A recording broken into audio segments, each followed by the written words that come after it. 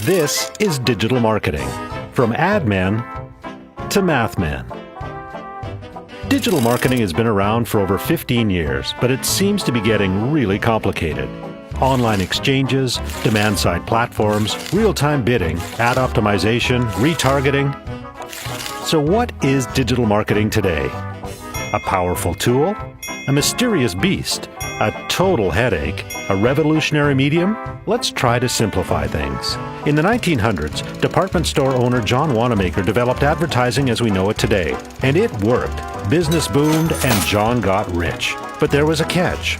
As Wanamaker himself put it, half the money I spend on advertising is wasted. The trouble is, I don't know which half. Throughout the 20th century, marketers still had no idea which 50% of their budget was being wasted. But they didn't care, because marketing worked.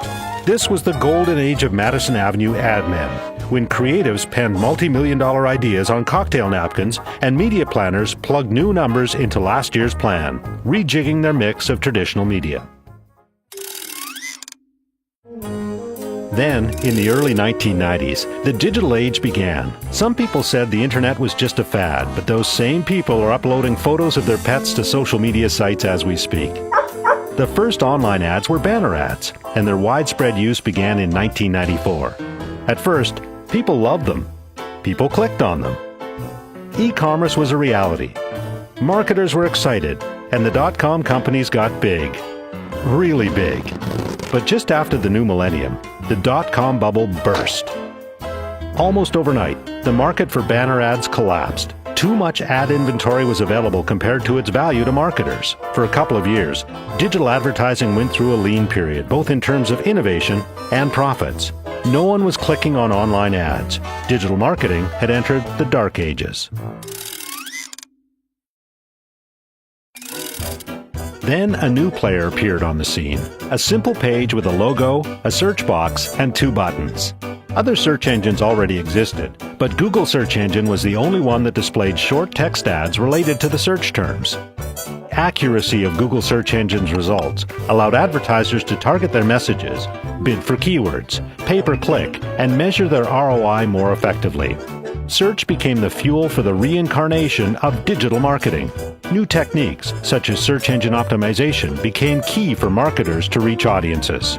Portals and directories such as MSN, AOL, and Yahoo that aggregated information were bypassed in favor of searching directly for a given topic, such as insurance or cell phones. Users started to create their own content in weblogs.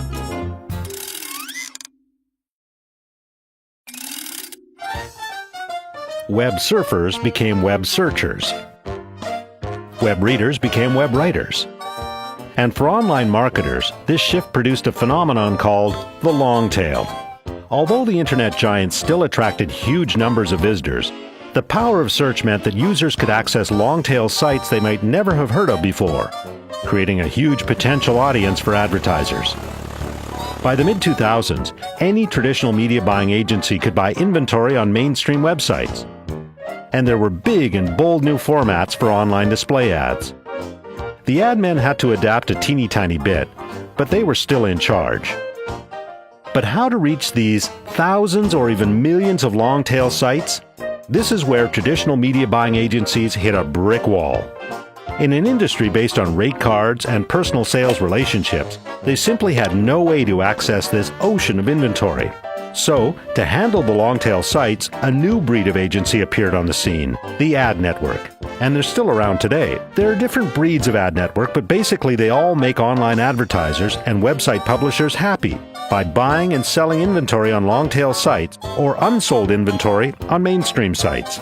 The publishers of all those websites sell either some or all of their inventory to ad networks, and the ad networks act as brokers, reselling the inventory to ad agencies and making a profit on the price difference. And technology makes it all possible. That brings us to today.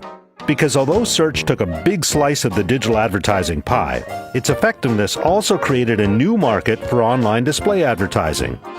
The two forms complement each other. Search has become a performance medium, provoking clicks and action, while display achieves branding goals, such as creating awareness and producing a change in attitude. Now, almost 5 trillion online ads are served every year. No single media planner can stay afloat in that tidal wave of options. The ad men are drowning.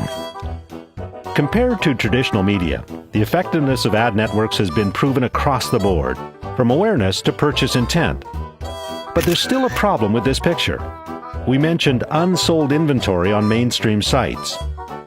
How could the most popular sites have trouble selling all of their ad inventory?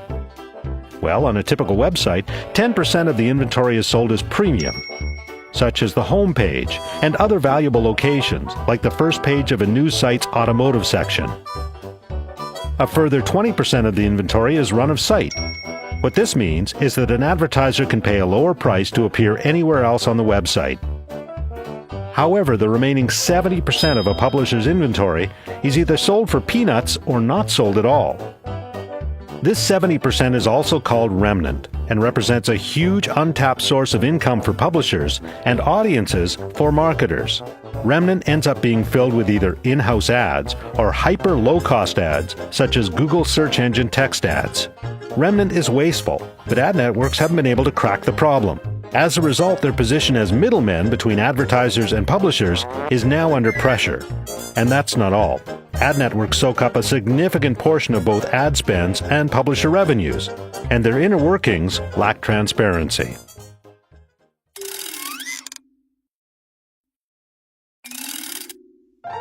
Now there's a shakeup. Demand-side platforms, or DSPs, are software tools that streamline online ad buying by automating the decision-making and buying process. Buyers can set multiple parameters and data sources, then let the DSP do the work to improve online campaign performance.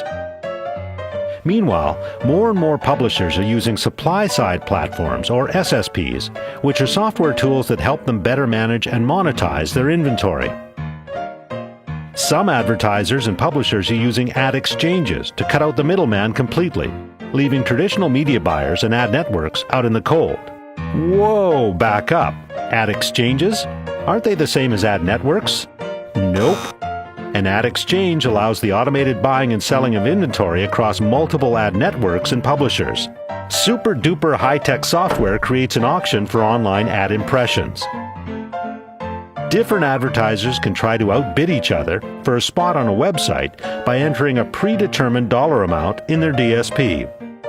Whoever wins the bidding process, the ad gets sold at a maximum price in a matter of milliseconds. You could think of an ad exchange as being like a stock exchange. And, just like on Wall Street, when buyers and sellers are connected directly, a fluid market is created, with true value established on the fly.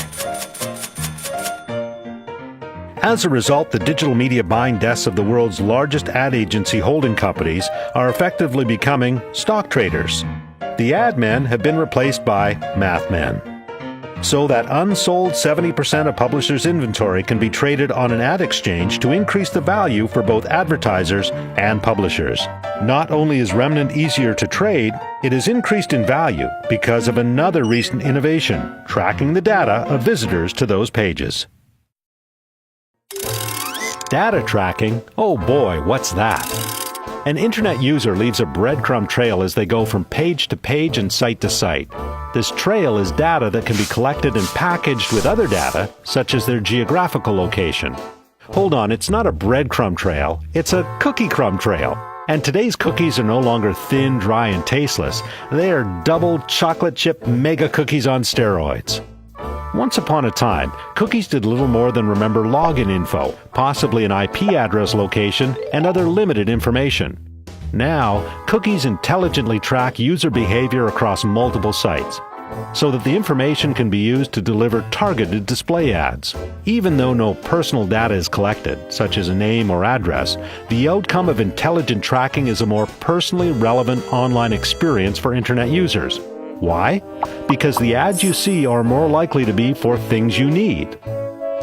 Let's take an example.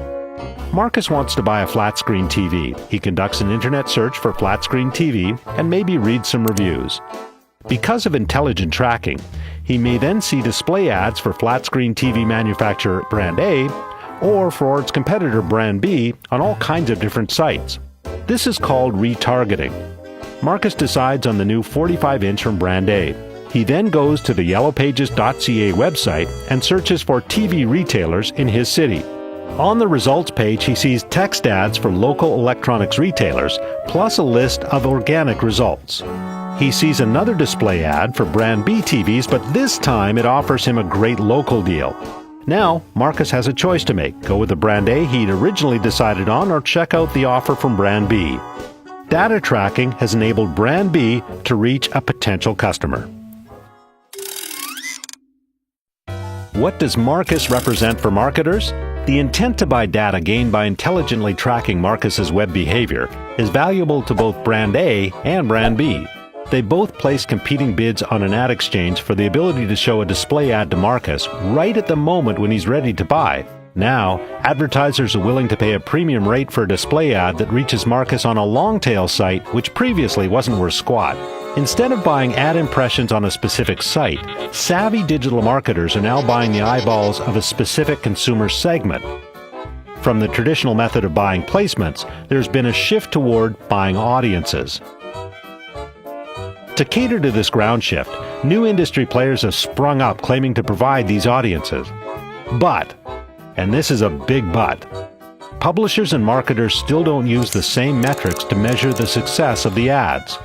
Too often the final click gets all the credit for making a sale, but that's never the whole story. Marcus's purchase decision wasn't only influenced by the results of his internet search, but also by the many display ads that he encountered before buying. However, internet search clicks are easy to measure, which skews online media budgets to favor search over display. In fact, although search only represents about 1% of online activity, it accounts for 50% of digital marketing dollars.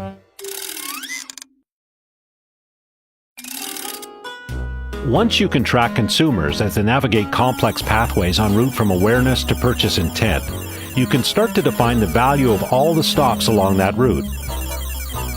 In our friend Marcus's case, this tracking produces intent-to-buy data. An advertiser who can match Marcus's geographic location with his intent-to-buy data then has a contextually qualified consumer. And contextually qualified consumers are as sure a bet as you're likely to find in marketing. The digital Eldorado is therefore data like this, which is actionable. It produces concrete results. Intent-to-buy data is fast becoming the gold standard for the data gold rush and is helping the math man solve John Wanamaker's problem for the ad men. Because data is now specifically actionable, it can be traded on an exchange, just like ad inventory, where the market will establish prices based on its genuine value. But wait, come back from your 3-martini lunch, ad men. We've got more work for you after all. The automation of digital media buying also enables advertisers to optimize their creative. How? By serving different executions of an ad to various audiences and measuring the response in real time. It's the real-time nature of today's digital marketing that has propelled it into another dimension compared to the original .com era. But here's where trust and privacy issues really come into play. It's very easy for social media companies to build a ton of data, but very difficult to establish a significant level of trust. The whole social media movement has created a lot of buzz, but it's only just beginning to attract large advertisers. For all big players in the digital marketing industry, the trend now is toward integrating search, display, and social. Google's search engine has moved beyond search with the acquisition of companies such as YouTube, and by retargeting people who have searched a certain topic by serving them a display ad on another site. Meanwhile, data-driven companies like Yellow Pages are finding new ways to link their intent-to-buy data with display ads on the company's own network of sites and on the sites of third-party publishers. By combining the performance power of intent-to-buy search data and the branding power of display advertising, digital marketing has a whole new set of ammunition to target audiences that have long been profitable for traditional media. If John Wanamaker were alive today, he would offer a toast to the math man for helping solve his problem. But the math man would politely decline and go back to their data. The end.